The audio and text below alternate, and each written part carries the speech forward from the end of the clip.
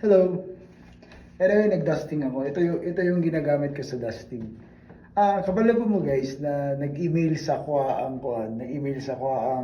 student government NSLC dito eh. Yung sa student loan ko. Kasi di ba nag-aral ako and then tapos na ako.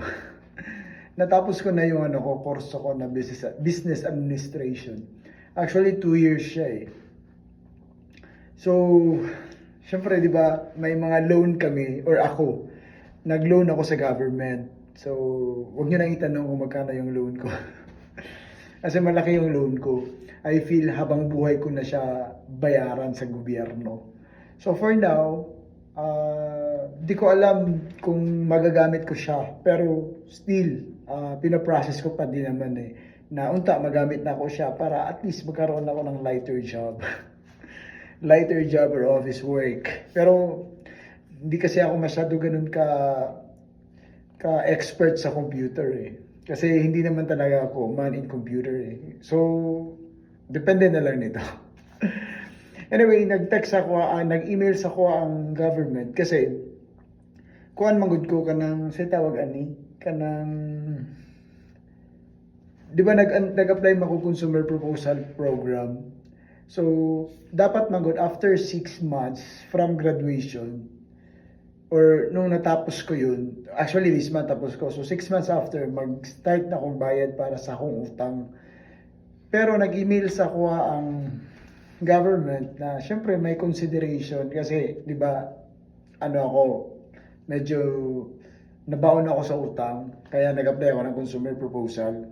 So, ang gibuhat is 1 year instead of 6 months after. So after 1 year ko pa mag-start ako bayad. Pero after 1 year, example July next year mag-start ako bayad. Dapat month before mag-start ako magbayad, mag-apply ako may a-applyan ako nga dili ko interesan muna sa government. So kumbaga yung government muna yung magbabayad sa interest ng utang ko. So, pero magbabayad pa rin. Mag-start na ako sa pagbabayad hanggang sa matapos yun. So, alam nyo guys, yung utang ko dito is malaki. Kaya feel ko na lifetime ko siyang babayaran. Lifetime kong babayaran yung utang ko sa Pero okay lang naman kasi yung government may support sa mga gusto nga mag-enhance. Kaya ako, nag-enhance talaga ako. Kasi gusto ko nga ma-develop yung capacity ko, ma-develop yung education ko. Kasi iba yung education dito sa Canada compare sa ato, di ba? So dili na lang natin i-compare ang atoang bansa sa dito nga lugar. Pero yun lang guys, na at least may idea kayo na pag once naka-consumer proposal, kung mag-eskwela ka, na ay mga consideration. So 1 year, mag-apply ako para yung interest dili mapatong sa kuha. And then pag medyo pigado pa ako after a year na naman, mag-apply na naman ako para iwala na naman muna yung interest.